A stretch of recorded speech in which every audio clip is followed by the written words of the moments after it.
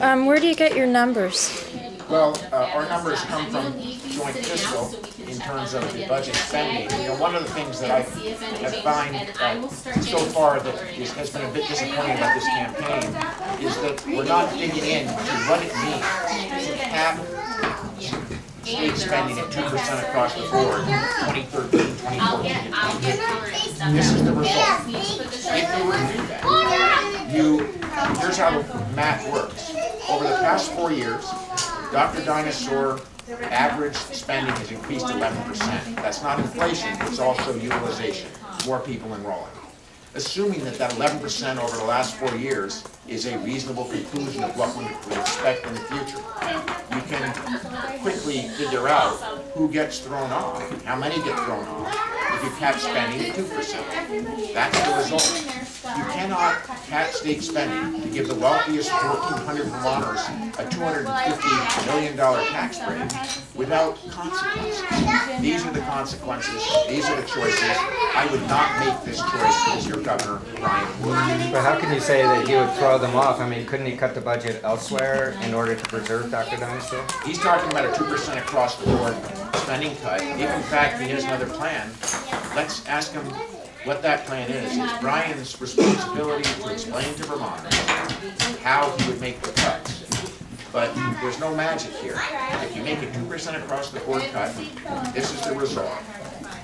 455 kids removed from Dr. Dinosaur the first year, 910 kids removed from Dr. Dinosaur the second year, 2,544 kids removed from Dr. Dinosaur the third year. That's in 2015.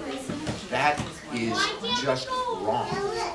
So how would you fund this 11% increase in Dr. Dinosaur's budget? You know, the difference between myself and Brian is I've written budgets, I've negotiated budgets, I've voted on budgets, and I've delivered balanced budgets.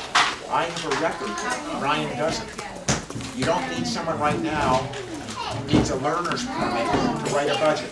You need someone who has an experience with a driver's license. Here's where we are. As you know, 2 years ago, I worked together with the Speaker and the Governor. We got $168 million in the budget. We did not do it on the backs of Vermont's children who need access to health insurance. Last year, $158 million, and we cut broad-based taxes. We did not do it on the backs of Vermont's children who need Dr. Dinosaur. I will not do it.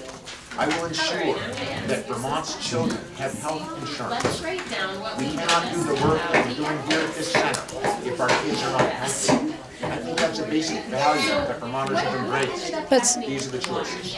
But Senator, we know you've worked on budgets in the past and that you have quite a bit of experience. I think what's unclear to many of us here, at least me, is how you're going to do that. I mean, you haven't explained. On Sunday night you said you'd look at performance contracts. You didn't tell us how much you'd save by doing that. You've given us no clear plan about how you would balance what looks like now a $200 million budget gap. So, well, it's 110 plus 72 for challenges, plus 10 for a BAA possibly. So it's potentially $200 million. So how are you going to get there? You know, I've been much more specific than my opponent about how I make those cuts. I could not have sat here last October and told you how exactly line item by line item we were going to balance the budget in January or February or March or May. What I can tell you is this. Brian's proposal so far to cut the budget is to get rid of interactive television, which would save you less than $1 million. I have put out 3 concrete proposals that I intend to work on as governor with the legislature to help reduce spending. The first is I'm going to go much more aggressively after the performance-based contracts that we should have with a quarter of $1 billion worth of outside contracts that state lets. In private industry, you get about 10% savings when you do that. 10% of $250 million is $25 million. I'm not committing to that number, but there's huge potential there. It's a lot more than $755,000 for Vermont Interactive Television. Second, I've made very clear that I'm going to go after the independent contracts that have been let over the last 8 years to hire state people to do the work of the state. I think that we get a better bang for our buck when we hire Vermonters to do our work, not outside contractors. And third, transparency. I've said very clearly it's not as much money as the first two areas I just outlined, but I made very clear that I'm going to appoint commissioners and secretaries who have the skills to talk directly to the press and don't need spin doctors to block the press and the public from the information they should get. That saves you about as much as Vermont's, as Brian's interactive television proposal. You know, this is tough times.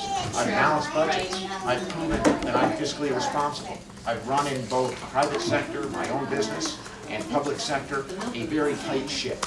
Those are specific areas where I would go. There's real savings there. Does it get you to 110 million? No. But we'll get there the same way we got there the last 2 years. We will not do it by balancing the budget on the backs of the children in this center who need access to quality, affordable health care. That is wrong. So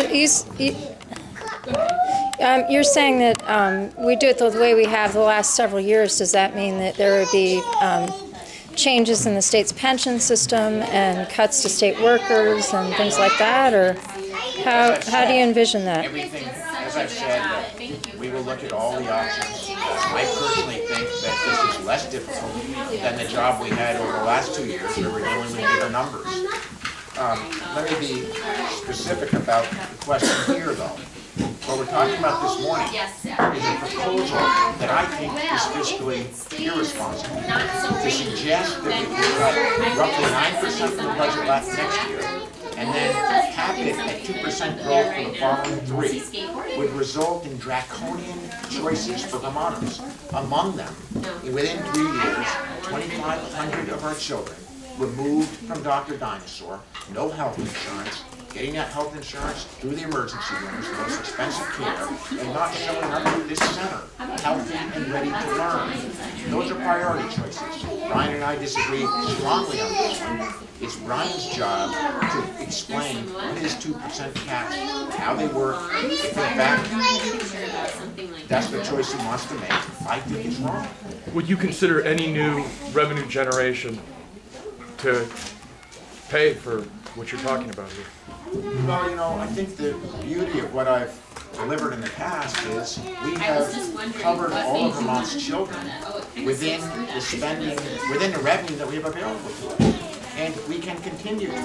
When we get into trouble is when you say we're going to give a $250 million tax break to the 1,400 Vermonters who make $373,000 a year and up. You know, there are a lot of things that would help this economy and grow jobs. I don't think giving people like me a tax break is at the top of the list. How much would your early education program expansion cost? Well, the numbers that I've thrown out that's important to know about is, of course, we're talking about health insurance this morning, let's not confuse the two. But having said that, it would cost roughly $32 million to give every 3- and 4-year-old in Vermont a voucher, who's not currently covered, a voucher to pay for early child education. Those are the numbers. Now, we're not going to get there in the first year, we all understand that. But it's an incredibly important investment for the future of Vermont as we get our economy moving, get jobs on track, and have a governor who can actually deliver a balanced budget. So how far into the future can you assure us we ensure that we begin that work? Well, as quickly as possible. I think there's been a real lack of commitment from government, from governors, about the importance of early child education, having kids ready to learn. It is a huge savings. You know, the evidence proves that $1 spent on early child education saves $7 to $14 later on. So obviously, I cannot responsibly tell you exactly what dates we're going to get it done. It's one of my priorities. I've made that clear.